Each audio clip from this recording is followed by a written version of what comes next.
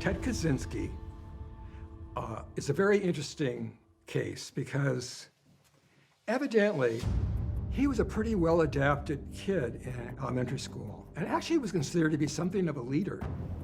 And then somebody got the bright idea that he should take an IQ test. He did and got an IQ score of 167. You have to have 140 to be defined as a genius. So what's 167? That's 1 out of a million people.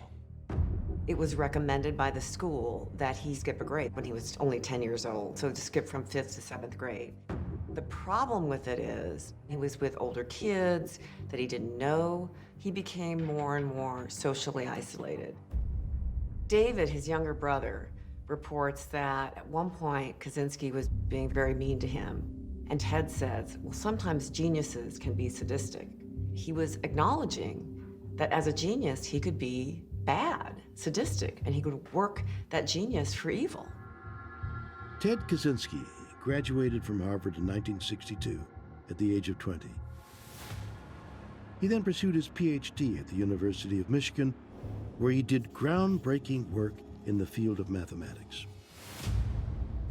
One of the hallmarks of his intelligence was, in the late 60s, he won an award for his dissertation, in fact, his PhD in mathematics at Ann Arbor in Michigan, because he solved a theorem that had been thought unsolvable for decades by mathematicians. He solved it and published it. From Michigan, then, he went to Berkeley to teach mathematics. He was the youngest assistant professor that the mathematics department had ever had, but the students hated him, absolutely loathed him. Didn't have any class hours, he wouldn't talk to them. I mean, he was very disdainful of everybody. His genius was in everything but social commerce with other people. He wasn't able to negotiate the social world with other people. And so he grew convinced that he had to get away from people, away from society. In 1969, Kaczynski suddenly and unexpectedly resigned from his position at Berkeley. He then withdrew from society by moving to Lincoln, Montana, where he lived in a small cabin that did not have running water or electricity. The cabin was just this rustic place off the grid, 8 by 12 feet. That was his getting off the grid and getting so far away from civilization, everything. He was very happy when he first moved to the woods. He wrote rapturously about it, about how beautiful it was. But then planes started flying overhead. He noticed motorcyclists riding through the forest and disturbing the nature that he was glorying in. It turned to bitter hatred of the technological society. He viewed technology as evil, as the evolution of technology as evil, and the technical class as perverting the human spirit. What he discovers is he can't get away from society even there. The society that he's trying to escape is closing in on him anyway, and there's nothing he can do about it. So he strikes back. He had taught himself bomb making.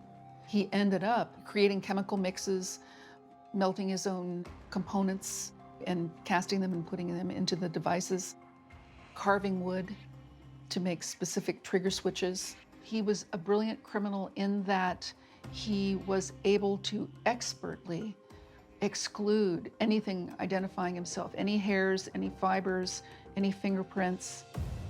He was unlike any bomber that we had seen before.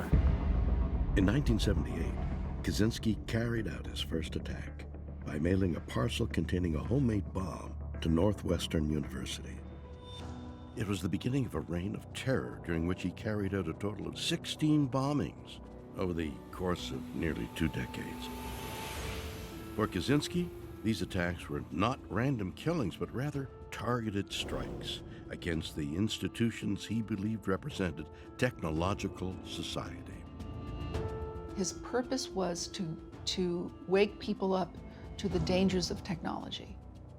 He would not have been able to promote his views if he had not gotten the attention of the media and the government law enforcement by killing people with his bombs.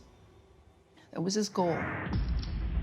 In 1995, Kaczynski wrote an anonymous 35,000-word anti-technology manifesto that he demanded to be published in major newspapers. Ironically, it was a decision that would lead to his undoing. Ted's brother, David, had read the manifesto, and phrases jumped out at David right away, and he had to try to push them down. That can't be, it can't be. There were phrases that appeared in the manifesto that were unusual, spellings that appeared that were unusual, and David recognized him. The upshot was that finally David and his wife went to an attorney in DC and said, "We'd like to approach the FBI."